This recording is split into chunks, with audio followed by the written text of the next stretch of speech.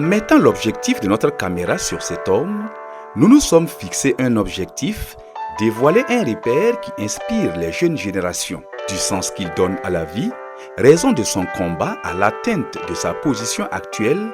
C'est une vraie leçon de vie que nous propose de suivre M. Paul Sondo.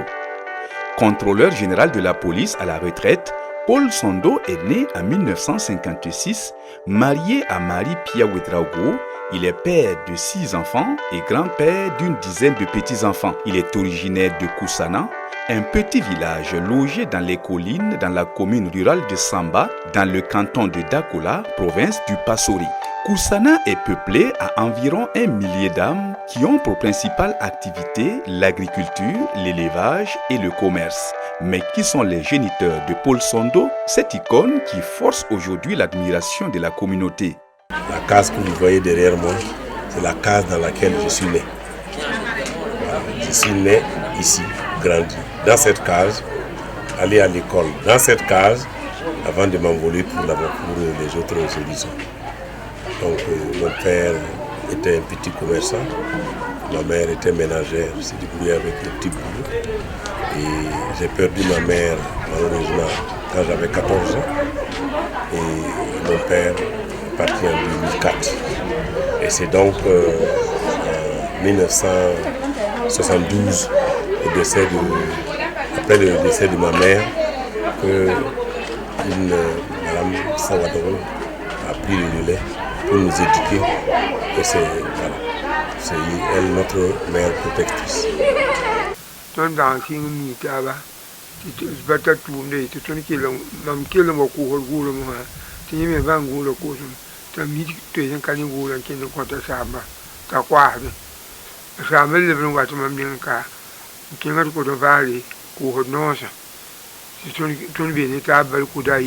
Paul Sama me sidi tala ton podba de wimne taba la wimne taba a Paul Sama me betel mime a papa ton barambe a papa de podba me a sidi sans la soma. Comme la plupart des enfants de son époque, les travaux champêtres et l'élevage constituent leur occupation favorite pendant les grandes vacances. Calme, poli, respectueux, Paul avait un grand sens d'écoute envers les personnes âgées.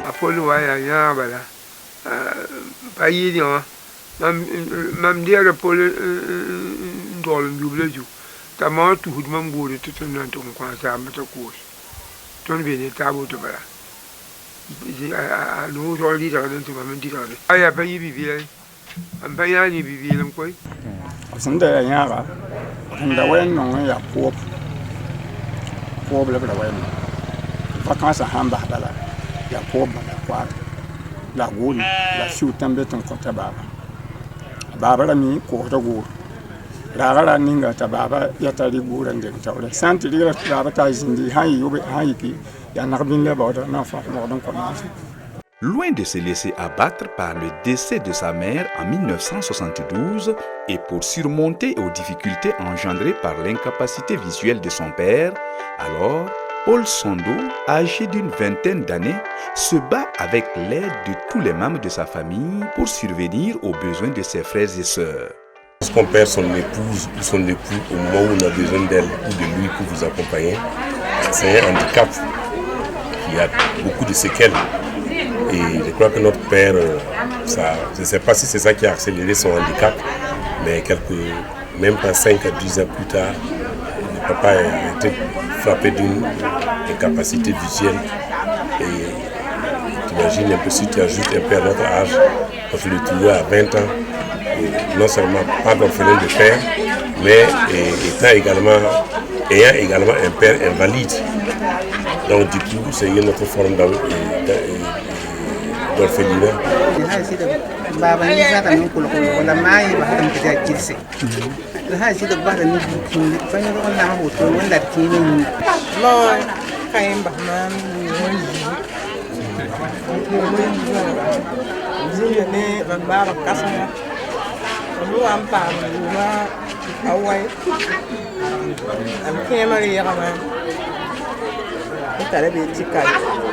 Écolier parmi les plus doués de sa génération, il obtient son certificat d'études primaires CEP en 1969 à l'école de Bourré, mais contre toute attente, suite au non-dépôt de leur dossier d'entrée en 6e, ils se retrouvent à la maison par défaut de moyens financiers. En 1963, je suis parti à l'école à Koussana, à Bourré plutôt, donc qui était la première école de la zone. Donc, où j'ai quitté en 1969, donc après le CM2, naturellement. Alors, nous avons eu des petits déboires parce que notre maître, en ce moment, le certificat d'entrée en 6e ne se passait pas dans la même épreuve. C'était 2 épreuves différentes. Et il était deux dossiers également différents. Malheureusement, notre maître, en voulant déposer les dossiers, a fait perdre un peu les dossiers de l'entrée en 6e. Donc nous sommes limités qu'à passer les examens du certificat d'études primaires. Donc toute la classe n'a pas pu passer l'entrée en 6e. On s'est donc contenté d'avoir le certificat d'études. Alors après donc, le certificat d'études, normalement c'est l'entrée en 6e qui ouvrait la porte à d'autres personnes les plus méritantes. Mais nous n'avions pas eu l'occasion de postuler et de compétir pour ça. Donc tout le monde était reparti au chômage totalement, à la maison. Trébucher, tomber sont naturels, mais ne pas se relever est un acte de résignation et d'abandon. En 1970, avec le coup de pouce de la Providence à travers l'un de ses amis, il arrive à intégrer le juvénat de la Sainte Famille de Samba à Ouagadougou, dans la province du Kadiogo. J'avais un accompagnement ferme d'un prêtre que je n'oublie pas, qui est véritablement mon père, tout le monde l'appelait le papa de Paul. Il s'appelle le père Guy Duyé, qui est originaire de Lyon et qui était prêtre d'abord à La Toudin. Et il venait, parce que le village de Koussana lui levait de la paroisse de La Toudin, et donc il venait faire la messe. Et l'année blanche que j'ai partagée, que je suis resté à ses côtés. Et donc je le suivais partout pour être servant de messe. Je le suivais partout pour l'aider à vendre les objets de prière. Bon, il m'a véritablement pris comme son fils. Et c'est d'ailleurs lui qui a pu organiser pour que je puisse passer le concours pour aller à Samba.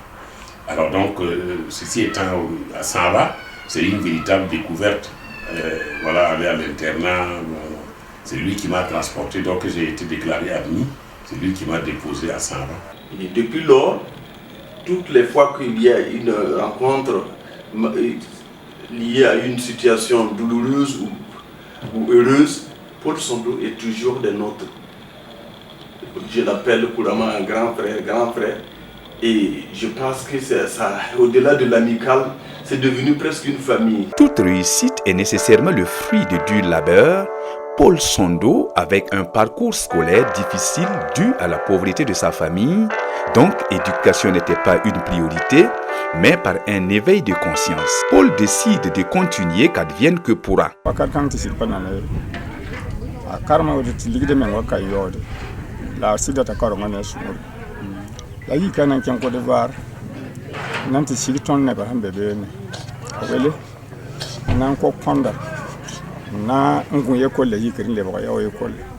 J'ai pu aller en Côte d'Ivoire chez des oncles et j'ai encore été au collège moderne de Cocody où j'ai pu faire la 3e et la seconde j'ai pu avoir le BPC là-bas. Je suis revenu au Burkina pour maintenant la poursuite également à l'université populaire africaine qui était au lycée Zenda.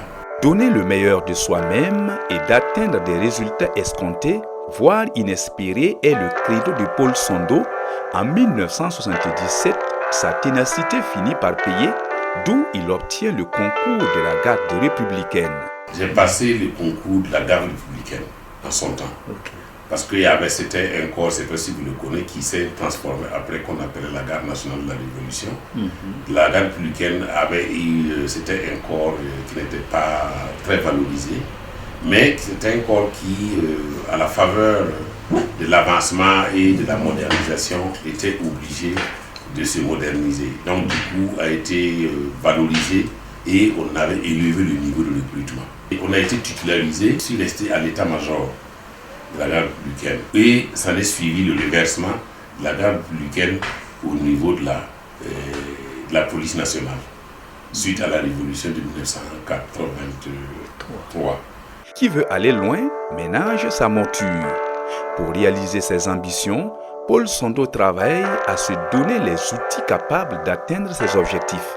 Chacun de nous a pris conscience qu'on pouvait évoluer, qu'on pouvait s'améliorer. Donc chacun a, d'une manière ou d'une autre, repris un peu les études, si vous voulez.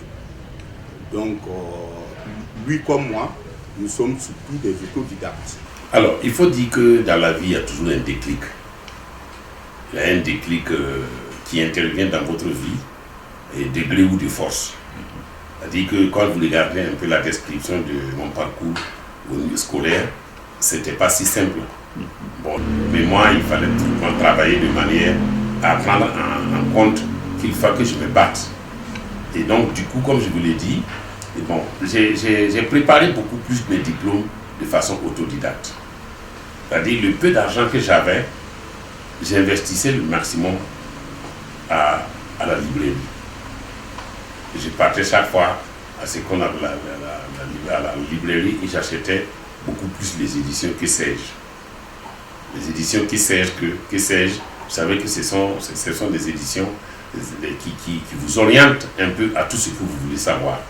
Et je suis resté un peu sur cette dynamique, la dynamique d'auto-formation, la dynamique de repérer quelqu'un qui peut me corriger mes devoirs, la dynamique d'aller à la recherche d'équivalence.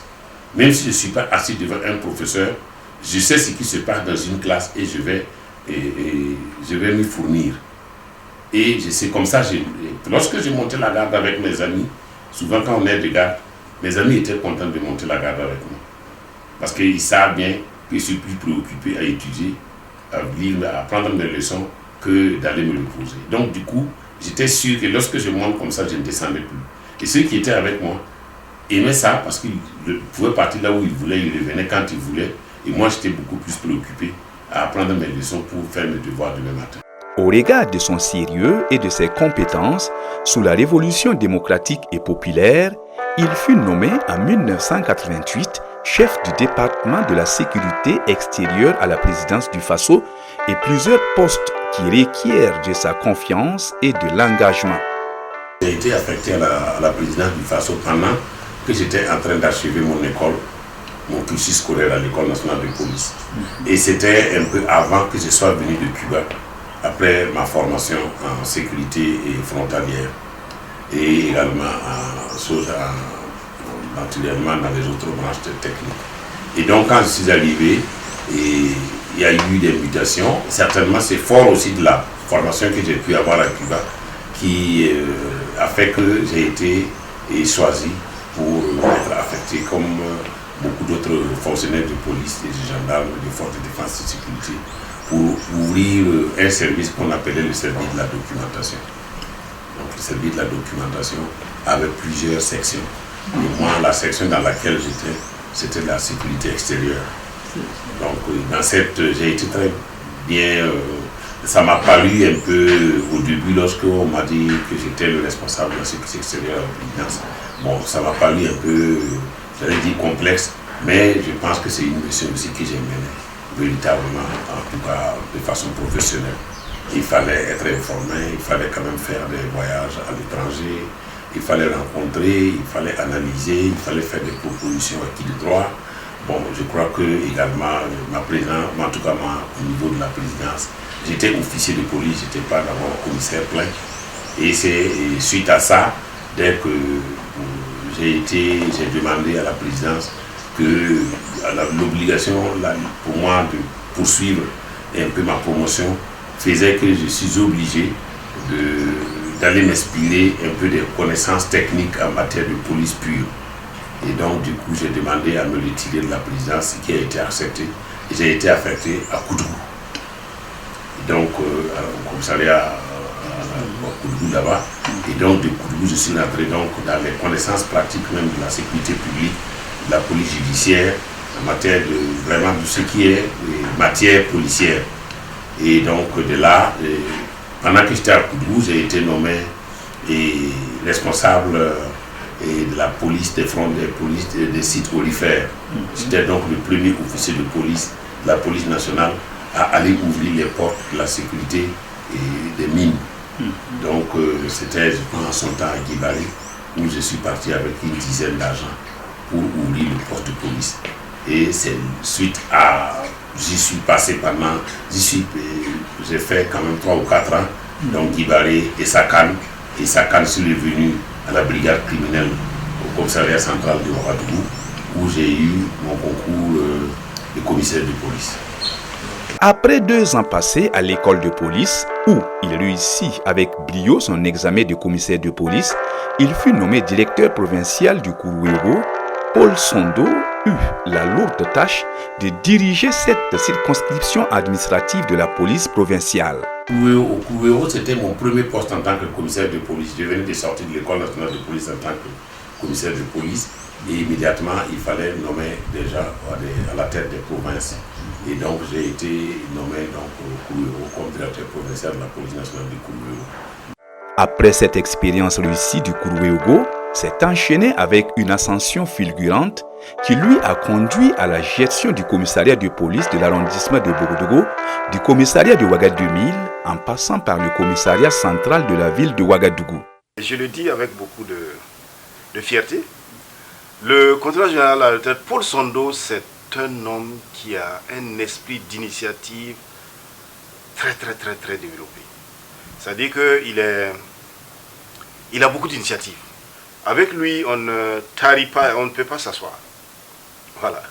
On ne peut pas s'asseoir parce qu'il y a toujours des idées, il y a toujours des propositions qui viennent. Et si on faisait ceci, et si on faisait cela, comment tu vois cela? Bon, et c'est très positif. Avec lui, on ne se repose pas. Mais ce qui est intéressant, c'est qu'en fait, lui-même, il ne se repose pas. Donc, son équipe est obligée de suivre. Quand il arrive quelque part, en tout cas, il laisse toujours des enfants. Et c'est là où les autres ne réussissent pas à faire quelque chose d'important. Quand lui, il arrive, il réussit à faire quelque chose qui impacte l'institution. De par la spécificité de son emploi, Paul Sondo est amené à servir le pays dans diverses contrées.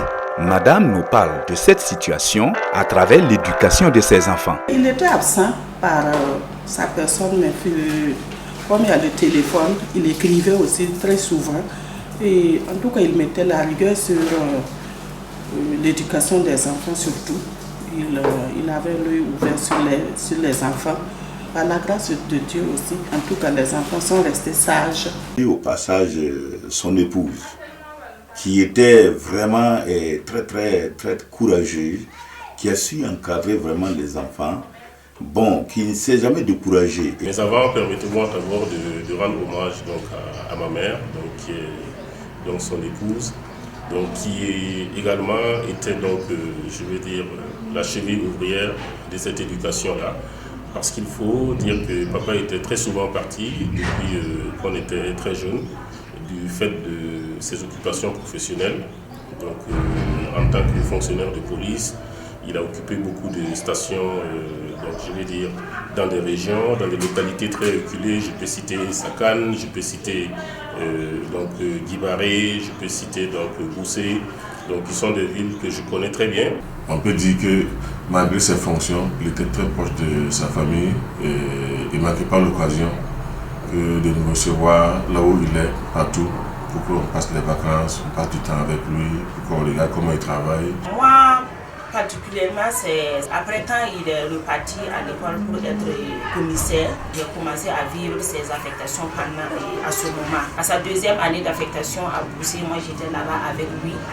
Et après ça, je suis revenue à Ouaga, laissée avec la maman. Je peux dire que moi, personnellement, ça n'a pas joué sur ma vie et négativement. Bon, j'avoue que j'étais encore très jeune et petit, voilà.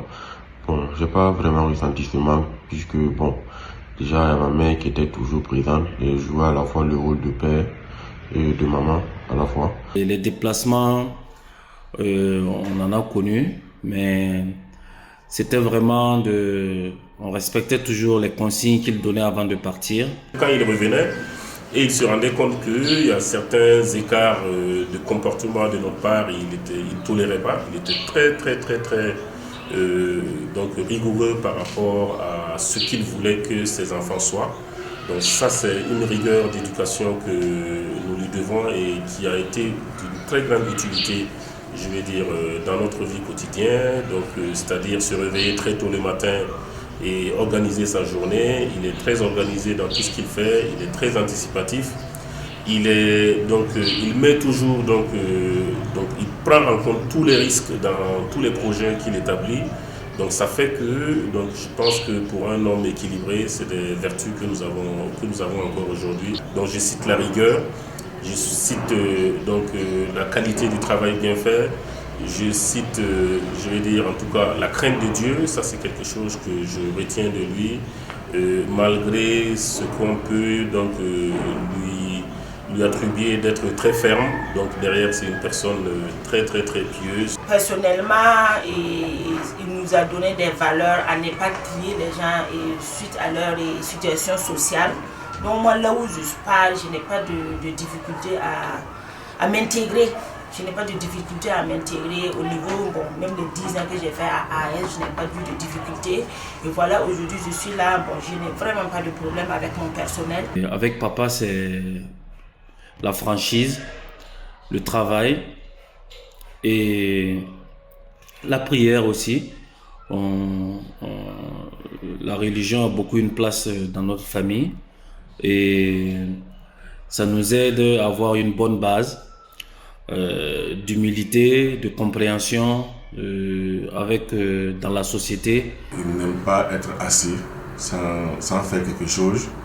Il développe chaque fois des idées. Et nous, en tout cas, ça nous inspire beaucoup sur le plan travail. Et aussi, il nous a appris beaucoup de valeurs sur les partages. En tout cas, pour dire, c'est le meilleur père.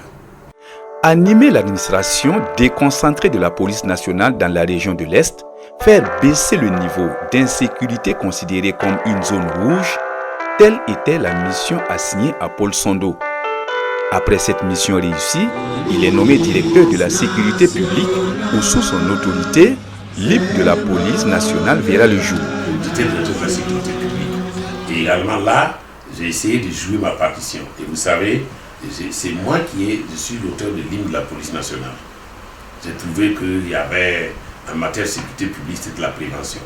Alors donc j'ai essayé de voir dans quelle mesure on peut trouver un mécanisme, on peut trouver un support audio vulgarisé au sein de la police nationale qui puisse être en tout cas un credo pour les policiers.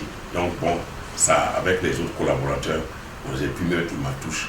Et en tout cas, l'hymne de la police nationale a vu le jour en 2009. Suite à une crise entre les populations riveraines de l'école de police avec les élèves, le commissaire de police Paul Sondo est nommé en conseil des ministres comme directeur de l'école nationale de la police pour restaurer l'ordre et la discipline. En son temps, le ministre avait pensé que je pouvais aller calmer la situation. Sinon, si vous regardez dans mon cursus, je n'ai pas suivi les cursus de formateur. Oui. Alors, donc cela m'a surpris. Je crois qu'en son temps d'ailleurs, j'avais dit au ministre, mais écoutez, monsieur le ministre, je vous remercie beaucoup pour votre confiance, mais je n'avais jamais pensé aller enseigner à l'école. Moi, je suis un homme de terrain. Moi, je préfère plutôt, si vous pouvez vraiment trouver une autre personne qui puisse aller faire ça. Il m'a dit, mais il ne me demande pas d'aller enseigner, il me demande d'aller faire enseigner et d'aller faire ce que j'ai l'habitude de faire pour réussir. Parce qu'il pense que je suis la bonne personne pour amener le calme et en tout cas restaurer l'ordre et la discipline au niveau de l'école nationale de police. Et qu'il ne demande pas mon avis, il m'envoie en mission. Je crois que c'est ce que le ministre en son temps m'avait dit. Je me suis baigné au Guadeloupe, j'ai fait demi-tour et voilà, la nomination s'en est suivie et je suis parti. Dieu merci, mais c'est véritablement là où j'ai été très content d'avoir pu avoir, à partir de l'indicateur que le ministre venait de me décrire, bon, je fait ça comme un véritable roadmap, un véritable tableau de bord qui m'a, Dieu merci, m'a fait conjuguer avec des collaborateurs sincères, d'où l'actuel directeur général de la police nationale, M. Roger Ouedraogo, qui j'ai pu avoir comme coordonnateur, et qui lui aussi c'était un garçon très battant. Alors dans l'un dans l'autre, quand il est arrivé, nous avons créé une bonne révolution à l'école nationale de police. Alors il semble que d'ailleurs, et c'est depuis mon passage que les gens voyaient l'école de police comme un bon poste, sinon ils considéraient l'école nationale de police comme un garage. Alors moi, c'est une fierté pour moi. Il y a eu plusieurs personnalités de ce genre dans ma carrière professionnelle, mais le contrôleur général de la retraite, Paul Sandow, a été vraiment celui qui m'a donné véritablement l'occasion de m'exprimer professionnellement. Et de cette expérience, je tire vraiment des éléments intéressants qui ont fondé le reste de ma carrière jusqu'à aujourd'hui. Vous savez, l'école, c'est le lieu vraiment de toutes les difficultés. Hein. Il y a des situations très très difficiles qui se produisent, venant soit des enseignants, des élèves. C'est toute une dynamique à mettre en marche. Et donc, il faut être alerte au niveau surtout des analyses, au niveau aussi des initiatives. Sandow, depuis son jeune âge, a été quelqu'un de battant, quelqu'un qui avait des ambitions et qui faisait tout pour atteindre le niveau pour atteindre les objectifs qu'il se fixait. C'est sous le leadership de Paul Sandow que on a commencé à travailler sur le statut des écoles. Aujourd'hui, les écoles sont des établissements publics de l'État. Mais l'histoire retient que c'est sous Paul Sandow qu'on a commencé les premières réflexions sur les statuts des écoles de police. En se posant la question, avec tous les problèmes que nous avons, est-ce que ce ne serait pas pertinent que l'école, c'était la seule école d'ailleurs, change de statut et devienne un EPE? Et l'étude organisationnelle, tout ce qu'il fallait faire, on a pris attache avec l'ENAM, on a pris attache avec même l'ENAREF à l'époque, avec tout le monde qui animait les EPE pour installer les jalons. Poursuivant son ascension, il est nommé directeur général de la police nationale pour commander l'institution policière pour les missions en sécurité préventive, en maintien de l'ordre et en police judiciaire, et à renseigner le gouvernement sur la vie de la nation. Il faut dire que mon arrivée à la direction générale de la police nationale, c'était encore suite à une crise. Voilà. Je suis parti suite à une crise à l'école de police. On m'a invité encore suite à une crise à la direction générale de la police nationale. Alors, c'était les mêmes chansons que j'ai répétées à mes ministres qui m'ont désigné pour leur dire que je n'étais pas la bonne personne. Ils ont toujours insisté pour... Donc, comme quoi, bon, à un moment donné, je me suis vu en train de jouer aux sapeurs-pompiers partout là où il y a des crises. Dieu merci, ça s'est toujours bien passé. Moi, je suis arrivé à la police nationale. J'ai constaté qu'au niveau de la police nationale, les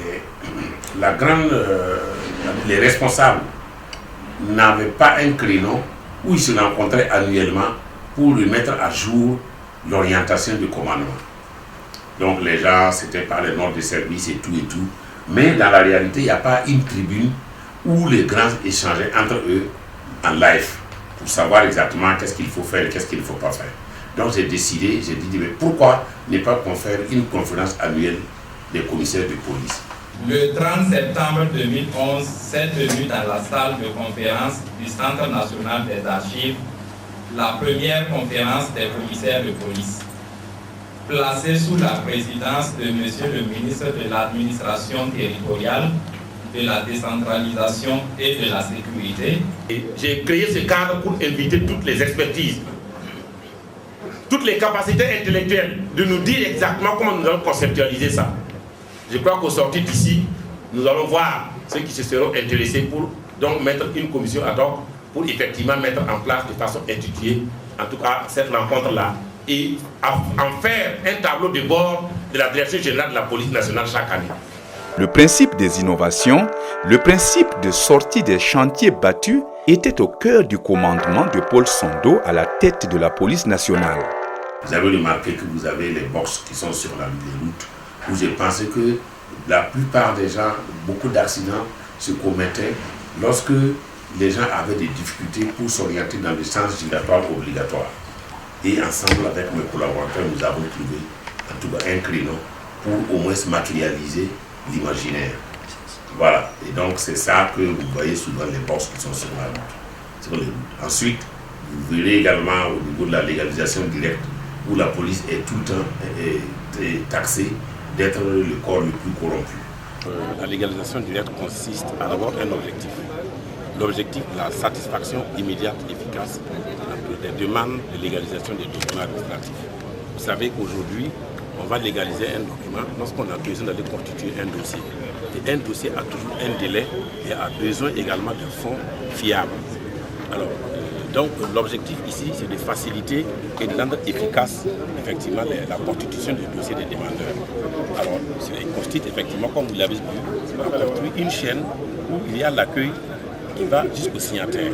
C'est là que j'ai pensé qu'il fallait plutôt sortir dans la cour, que le policier joue sa partition et qu'on sache que le policier n'a pas besoin d'intermédiaire pour faire légaliser les documents des citoyens. Et je crois que cela a eu véritablement un effet, parce que je crois qu'en son temps, la police était deuxième ou troisième, mais lorsqu'il y a eu l'enquête qui est sortie, suite à l'institution de cette légalisation directe-là, la police s'est retrouvée 14e ou 15e en termes de classement sur la lutte contre la corruption. C'est M. Sandow qui, à un moment donné, a fait changer les plaques d'immatriculation de la police pour que ce soit une catégorie à part. Sinon, c'était fond rouge, vous appelez, soit fond rouge ou bien les immatriculations des privés là, ou bien c'était l'armée et militaire qui avait une catégorie aussi, armée, gendarmerie, qui avait aussi une catégorie d'immatriculation à part. Au regard de son combat quotidien, les plus hautes autorités l'ont élevé au rang de commandeur de l'ordre de l'étalon et ambassadeur de la paix des OSC. Une reconnaissance de la nation à ce que l'on fait et une invite à la nation à faire toujours mieux. Je pense que je ne suis pas à ma dernière décoration. Moi, je me bats aujourd'hui. La décoration passée, c'est par rapport aux actions passées. Mais il faut se battre pour les décorations futures. C'est une bonne chose, parce que ça reconnaît le mérite. Le mérite de l'homme, je crois que c'est une bonne chose. Je n'ai pas forcément suivi toutes ces élévations, mais je pense que la nation a été peut-être placée à un moment donné voilà, dans une situation où elle reconnaît les mérites de l'homme. Et je crois que ça, c'est une très très bonne chose. La vie d'un homme ne se résume pas seulement à sa qualité professionnelle, mais aussi et surtout à son savoir-vivre en société. Depuis sa tendre enfance, tous ceux qui l'ont connu ne tarissent pas d'éloges sur ses qualités humaines. J'ai pu, de façon matérielle, apporter la construction, par exemple, de certains des forages, par exemple une vingtaine de forages dans la zone, des écoles, également une dizaine, également que ce soit par le canal, l'incitation à l'État pour la construction, ou moi-même par le canal des amis de l'étranger, on a pu avoir des établissements secondaires et des établissements publics. On a pu également accompagner les femmes à travers certaines organisations, par l'accord des microcrédits, et également leur octroyer des moulins à grains pour faciliter un peu leurs activités. La wala msa dik makaro la école technique hinzin kaya ton da ne pson wér mo le par mécanicien dunduru nan tar torun gara kram le ba atelier dam dunduru na haliti a centre menwa tinna nan tunu be mana parce que département pour te san pas ne to bara mana o to pushuka isong song grand sam song pasore song burkina we visa nas aya ne akolle apaten poussage azama tumche tatanga tumne taso kan mam le bangzanga si bumfa Marguerite Namba. Ay, patron. Bon. Patron, comment c'est? Patron, comment c'est? Bye. Allez, va ma fala wani. Tum zika tum ya sa. Paso que fula, paso que digla. Patron nimbana na poli. Nimbana, poli prat nimbana kama. Vole mo ya mali. Hein? Awena ya wa. Bami. Le patron ni dit. Quand va kwama. Il a nous. Le patron ni dit. Paul Dambarama. Le rapport me la kahana tan jakabikasa.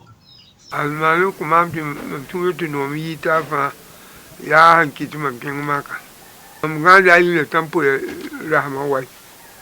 Yo na ki na lo maka. Ba Paul Malbum ti mamon la ne.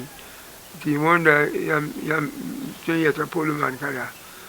Yam ndik sora. Sor pa be shukaka. Mpa Paul yikri. Sora pa Paul tu.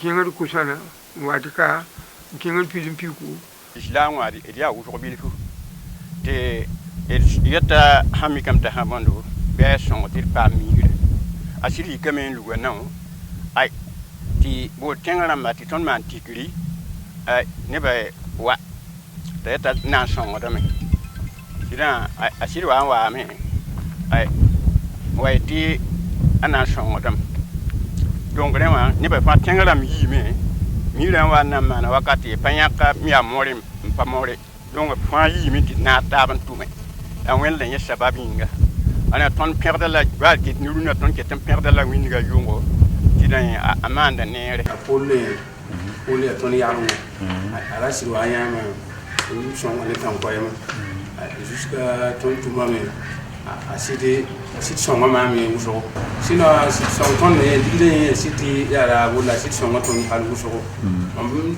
di tan ko so ko ma mi ga mi akam de cycle 2011 voilà cycle yimuri vous na vient comme le pas ma to ndigi yuma yibam le pas ma to donc tan taron bon on cycle de mara wa ta ba mo yo ko le wa tan tare wala tare kengri tam yakam da bel wala tare le man beautiful. Très actif dans le monde associatif et d'entraide, il crée avec ses amis et parents l'association d'Alobé pour venir en aide aux enfants vulnérables à poursuivre leur cursus scolaire dans de très bonnes conditions. Nous avons jeté un peu notre charisme sur l'accompagnement des enfants en difficulté, des enfants scolaires en difficulté. Et donc, nous avons remarqué que pour n'avoir pas eu à manger, beaucoup d'enfants quittent l'école. Pour n'avoir pas pu payer la cotisation des parents d'élèves, beaucoup d'enfants quittent l'école. Et nous sommes partis à ce niveau-là pour voir quels sont les mécanismes que nous pouvons déployer pour aider ces enfants-là à rester beaucoup plus à l'école. Nous avons commencé d'abord à l'école de Koussana, où on a demandé au maître de ne plus envoyer les élèves pour quelque raison que ce soit. Sauf si l'élève lui-même ou ses parents insistent jusqu'à de façon vous n'arrivez pas à défendre un peu leur présence au niveau de l'école. Mais que ce soit pour insuffisance scolaire ou pour quelle incapacité financière, nous assumons. Alors nous avons fait ça. Et lorsque nous avons des amis en France, quand ils ont vu que c'était une cause noble, eux aussi ils ont créé la même association d'Alobé en France. Nous avons profité et renforcer encore, inviter les parents d'élèves à cotiser, à collecter les vivres au mois d'octobre pour faire la cantine endogène. L'association d'Alobé qui l'a amené à organiser les journées de partage. Donc, il a commencé par son village et puis dans les autres communes. En tout cas, il est généreux et il aime aider ceux qui n'en ont pas. Alors, elle vit de la cotisation de ses membres et également de l'effort de ses membres. Et beaucoup plus, en tout cas, et mes enfants, ma famille investit beaucoup. Mes enfants investissent beaucoup dans la vie de Daloa. C'est pour cela, souvent, la présidence, elle alterne un peu au sein de la famille. Bon, mais vraiment, ils y mettent les moyens. C'est l'occasion pour moi de leur dire merci. Et je leur ai demandé que même si je ne suis pas là de ce monde-là, chaque année, il trouve une solution pour au moins marquer cette journée de scolarisation, d'appui à la scolarisation. Ça va être un plaisir pour moi. Oui, c'est pour dire que je laisse quand même un engagement à ma famille pour qu'ils puissent accompagner donc de façon symbolique, à la hauteur de leurs possibilités, en tout cas des enfants, sans savoir exactement d'où ils viennent, qui ils sont, sans distinction quelconque. Là où ils pensent de façon sincère que ce sont des enfants qui peuvent accompagner, qui les accompagnent au nom de cette initiation.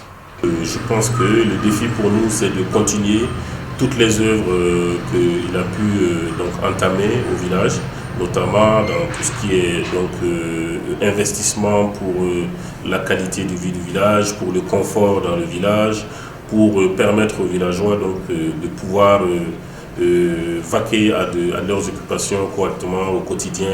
Donc c'est quelque chose qu'il va falloir que nous, en tant que progéniture, donc, continuons de jeter un regard pour permettre aussi à ceux-là qui ne sont pas dans la ville de pouvoir se sentir à l'aise. Dans l'intention de pérenniser et de marquer sa vie et voir qu'est-ce qu'on a pu laisser, il crée le collège et l'école Sainte-Famille Béobiga. Le collège de Samba et Sainte-Famille Béobiga que j'ai construit, bon, vous savez, dans les écoles, au niveau des villages, construire un collège, ce n'est pas à but lucratif. C'est vraiment à but social, parce que c'est pour vous dire que c'est moi qui paye les enseignants, parce que la scolarisation, la scolarité que les paysans payent n'arrive pas à prendre en compte, n'arrive pas à assumer l'enseignement. Mais je me bats bien avec mes enfants ici et nous assurons le reste du complément. Donc depuis que l'école est ouverte, donc les enseignants et la vie de l'école, c'est nous qui les payons. Au niveau du CBNF, c'est exactement la même chose. Les CBNF ont été des projets à un moment de centre d'éducation de base non formelle. C'était un projet qui avait été animé depuis une dizaine d'années, 15 ans par l'État, mais qui malheureusement a lâché du lest. D'obédience religieuse catholique, on dit que sa foi est inébranlable. Il croit à l'intersection de la Vierge Marie, aux œuvres de son Fils, qui est le Sauveur.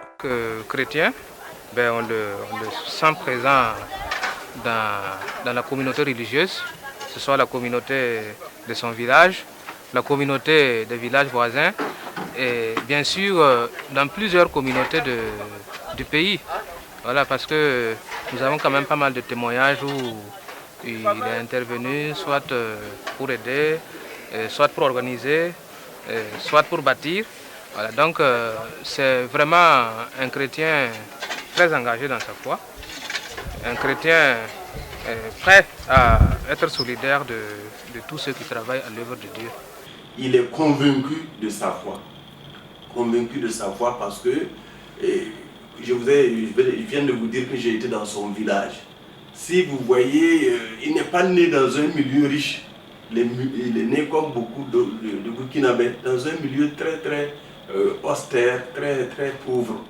Mais Paul Sondo, avec la chance qu'il a eue à travers la formation qu'il a eue au Juvénat, etc., Paul Sondo n'a pas voulu oublier ses origines. Et dans ce sens, c'est pour dire qu'il fait tout cela au nom de Dieu. Si vous partez à Koussana aujourd'hui, vous allez voir une grande grotte construite sur la colline juste à côté de la maison paternelle. Tout ça, ce sont des œuvres de Paul Sondo. Vous allez ils ont une succursale, ce n'est pas encore une paroisse, mais tout ce qui est initiative dans le sens de développer davantage l'église locale, Paul Sondo a sa main dedans.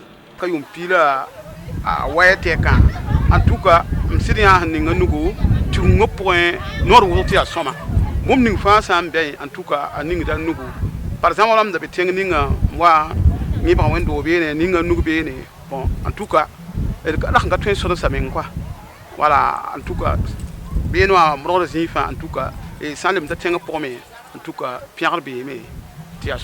La crainte de Dieu, ça c'est quelque chose que je retiens de lui, malgré ce qu'on peut donc lui attribuer d'être très ferme. Donc derrière c'est une personne très très très pieuse et qui accorde beaucoup de temps Donc quand il est question donc, de se confier à Dieu, de faire des voyages de pèlerinage. J'ai fait le pèlerinage en Turquie sur le pas de Saint-Paul en 2009. J'ai fait le pèlerinage en Israël. J'ai fait le pèlerinage à Lourdes. Et j'ai fait le pèlerinage également à l'intérieur. Bon, partout où je peux partir et m'inspirer culturellement de la vie, de l'existence de la religion catholique pour mieux comprendre et vivre ma foi, je le fais. 15 août, qui est la montée de Marie, mère du Christ, est une occasion pour Paul Sondo de célébrer cette fête qui lui est très chère aux côtés de ses proches et surtout avec la communauté chrétienne de Koussana, d'où un tournoi de football est organisé afin de promouvoir la pastorale. Koussana, antérieurement, appartenait à la paroisse de la Tonnet, mais actuellement, Koussana appartient à la paroisse de Nanoro. Alors, donc c'est une manière de promouvoir la pastorale.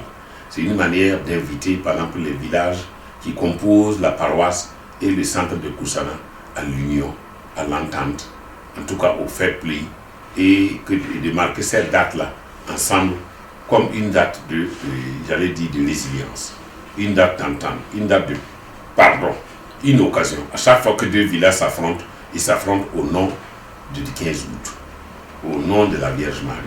Donc la Vierge Marie ne peut pas organiser quelque chose de belliqueux. Et donc dans cette coupe-là, des musulmans participent, des protestants participent, des non-croyants participent. Donc la coupe, les joueurs ne sont pas choisis forcément dans la religion catholique. C'est tout le monde, toutes les communautés participent. Et ça a un but de résilience. Poser une coupe pour la jeunesse de Koussana, ça nous représente vraiment une très bonne chose. Parce que ça rassemble les jeunes du village de Koussana et les villages environnants. Et nous profitons de cela à saluer notre tonton Paul Sondo pour l'acte vraiment posé, qui est vraiment salutaire. Ça rassemble les jeunes. En plus de la fête de l'Assomption, ça donne de l'engouement aussi à la fête. Et vraiment, si nous avons quelque chose à lui dire, c'est de le remercier vraiment. D'accord. Malgré ses nombreuses occupations, Paul Sondo a pu aménager son temps pour se consacrer à une de ses passions, qui est la littérature. À ce jour, il a à son actif 3 ouvrages romanesques. C'est véritablement en 2016, je crois, 2016-2017 que j'ai commencé à faire apparaître mon premier livre. Donc je crois que j'ai nommé L'aube du sort sacré, qui est beaucoup plus une autobiographie, un parcours de ma vie depuis l'enfance, en tout cas au moment où je le mettais en ligne, pour faire comprendre aux uns que la souffrance est une dette que tout le monde doit payer, et une fois que tu ne la payes pas, tu es toujours dans la ligne de la payer. Et une souffrance, quand elle te quitte, elle t'ouvre la porte au bonheur. Il faut accepter de souffrir. Et également, j'ai voulu faire comprendre aux uns que partout il y a des obstacles, sauf que ce sont ces obstacles qui ne sont pas insurmontables. À chaque fois qu'on se bat, on peut mettre plus du temps à démolir un obstacle, mais on finit par le démolir. Qu'il est beau de compter le parcours d'un homme engagé et tenace dans la réalisation de ses ambitions. Source inépuisable d'inspiration, amis et proches, parents ne diront pas le contraire. Quand je regardais son dynamisme et son esprit d'initiative, je me suis demandé, lui, là, quand il avait mon âge, c'était comment? Voilà, c'est vraiment quelqu'un qui ne laissait pas dormir les problèmes. Il ne laissait pas dormir les problèmes. Il s'investissait à trouver des solutions. Et donc je pense que c'est un modèle pour moi, en tout cas personnellement. Et c'est un modèle aussi pour d'autres. Mon grand-père, c'est une personne gentille, une personne affective, qui aime être entourée de gens, plus précisément de sa famille. C'est une personne qui a un bon cœur, qui a la main facile. Et c'est vraiment un modèle pour moi. Voilà, c'est vraiment un modèle pour moi, tous mes frères. C'est quelqu'un, et c'est vraiment, en plus d'être un modèle, c'est vraiment un très bon grand-père qui donne de bons conseils. Et voilà, et puis qui nous aime beaucoup. On veut vraiment devenir comme lui plus tard, sinon vraiment le dépasser. Il y a des vies qui font école. Et je pense que depuis son engagement au niveau civil, il peut être vraiment une source d'inspiration pour la jeunesse aujourd'hui. Voilà, parce que quand on ne peut pas travailler pour quelqu'un d'autre, on ne peut pas travailler pour soi-même. Et on voit qu'il s'est beaucoup engagé quand même pour le pays. Voilà, il a été sur tous les fronts et il a réussi. Et je pense qu'aujourd'hui, il peut être aussi un exemple de résilience pour les jeunes et bien sûr pour ceux qui sont moins jeunes aussi. Voilà, parce que nous avons besoin aujourd'hui de repères. Et les repères ne s'inventent pas en une journée. Ça veut dire que c'est des gens qui ont l'expérience de la vie, qui ont fait leurs preuves, voilà, sur qui on peut effectivement compter et regarder. Oui, M. Sondo est vraiment un modèle pour nous, pour ce qu'il nous a montré. Depuis lors que je le connais, il ne fait que vous éduquer dans le bon sens. C'est-à-dire avec lui, on part de rien pour devenir quelqu'un. Il est toujours présent et il guide toujours. Quand tu es dans le besoin, il est toujours prêt à vous donner des conseils. Donc vraiment, M. Sondo est un père idéal pour nous-mêmes qui sommes venus dans la famille. Il nous a accueillis comme ses propres enfants. Il est un homme à tout faire. Il est un homme à plusieurs bras. C'est un homme à tout faire, donc c'est un homme de la jeunesse. Il donne conseil et suite à ça, même quand il a fait sortir ses livres, quand tu lis, tu vois vraiment son parcours, ce qu'il a fait pour arriver à là. C'est vraiment un bon exemple pour la société et pour nous.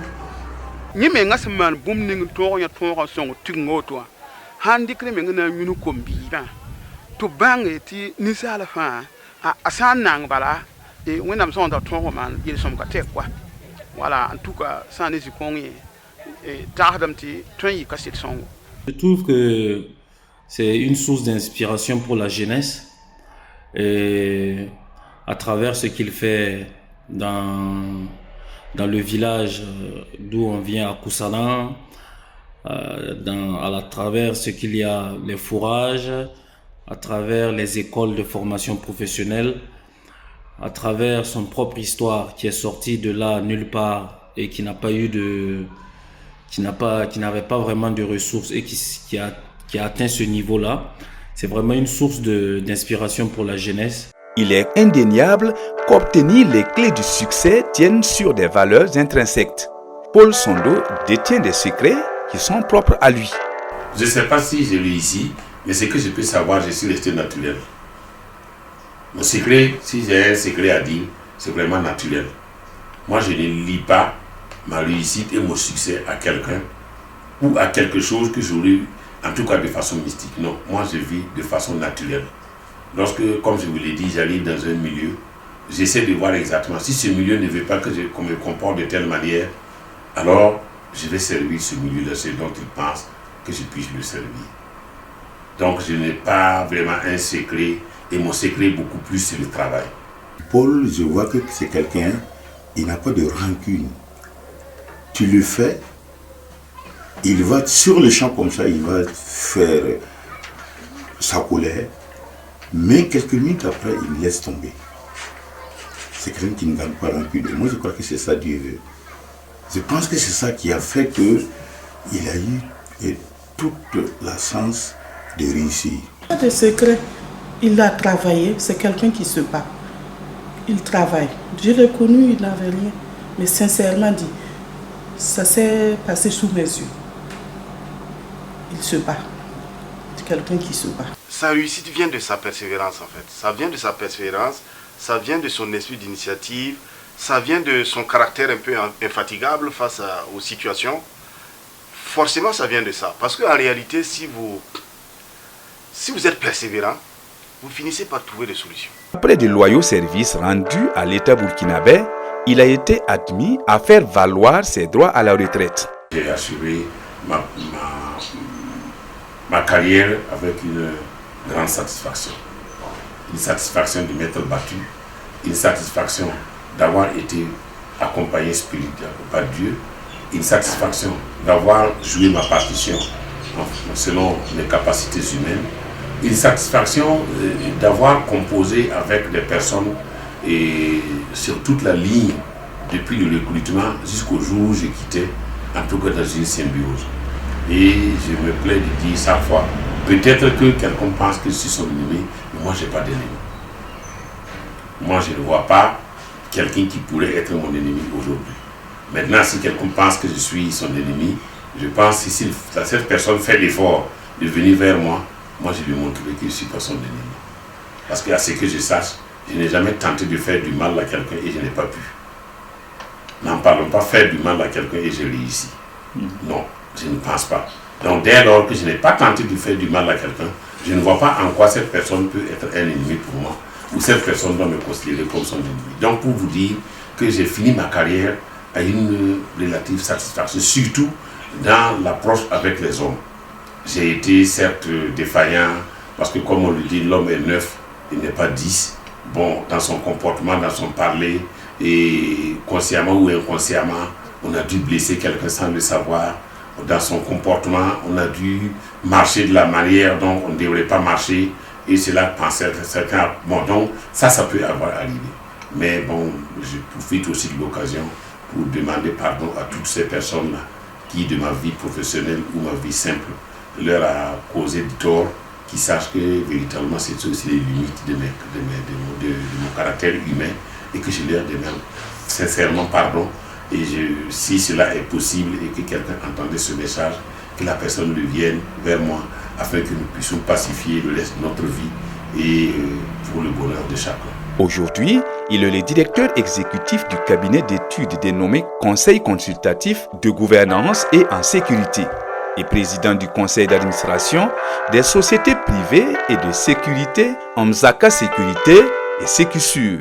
Mon cabinet, le Conseil consultatif en gouvernance, en sécurité et en développement local, comme son nom le dit, DCGS, est une structure que j'ai créée en partenariat avec d'autres camarades et que nous fédérons pour mener certaines études en fonction des thématiques qui nous sont demandées, notamment dans la gouvernance, voilà, quelles sont les méthodes, les mécanismes que l'on pourrait mener dans tel ou tel secteur de la sécurité, à même de rendre la sécurité plus profitable à tous les acteurs de la vie. Donc c'est un peu, voilà, donc nous menons des études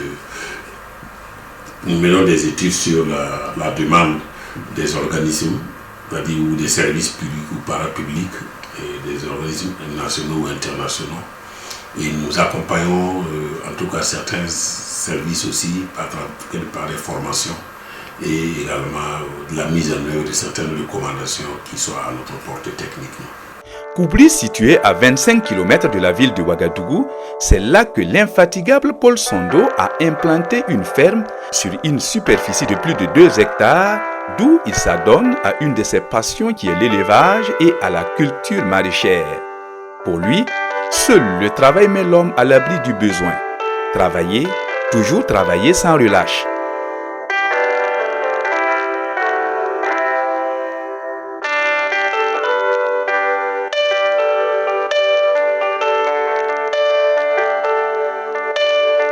La restauration d'une véritable paix et le vivre ensemble dans notre société est le souhait de Paul Sondo pour son pays de Burkina Faso qui lui est cher.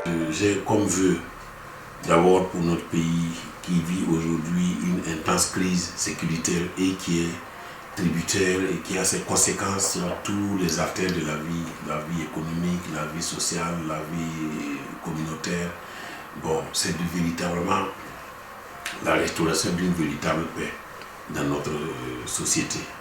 Et donc qui est à mon avis tributaire à des changements de comportement individuels et collectifs et caractérisé par la tolérance, par le pardon, par l'amour et par l'entraide mutuelle. Alors ce que je peux dire à la jeunesse, c'est de savoir que les voies de facilité ne vous conduisent absolument que vers la perdition. Il n'y a que le travail, la sincérité, la fidélité dans ce qu'on a, la connaissance parfaite de ce qu'on vend qui peut vous garantir un bonheur réel. Tout le monde a un Paul, la maman de Paul Doul, on est un Paul Doul. La Paul bébé, il get maman. Paul bébé, il get maman. maman de le doigt wakatma. M'sam poussé.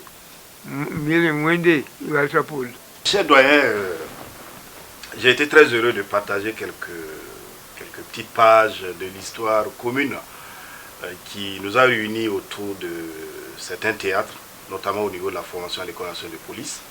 Donc c'est l'occasion pour moi de vous dire merci pour tout ce que vous avez été pour moi et de vous dire merci également pour toutes les promotions d'élèves de l'École nationale de police que vous avez formées.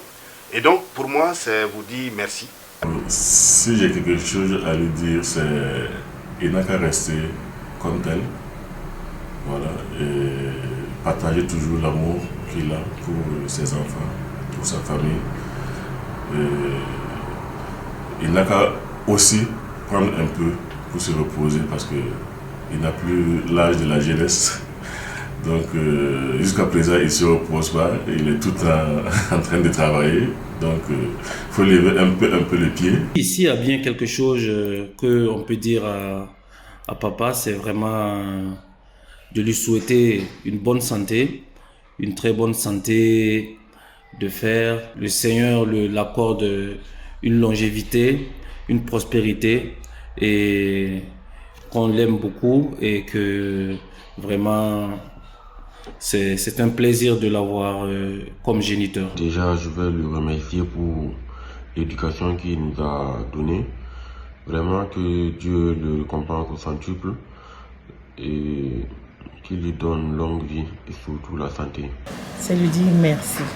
Merci énormément pour tout ce qu'il fait pour nous. Au nom de toutes mes co-épouses, on lui dit merci de nous avoir acceptés parce qu'il nous a pris comme ses enfants. Et aussi, on prie Dieu qu'il ait longue vie, qu'il reste longtemps parmi nous et que la famille soit soudée comme il est et qu'il reste aux commandes. Il sache que je l'aime, que le Seigneur lui donne la santé et la sagesse. Papa, vraiment tu es le meilleur. Tu nous as toujours dit que tu n'es pas le bon papa ni le mauvais papa, mais tu restes le meilleur pour moi. Et je suis vraiment très ravie de t'avoir comme père. Et mes enfants sont très contents de t'avoir comme grand-père. Merci pour tout ce que tu fais. Que Dieu te bénisse davantage et que tu puisses rester et nous conseiller toujours. Je t'aime, papa.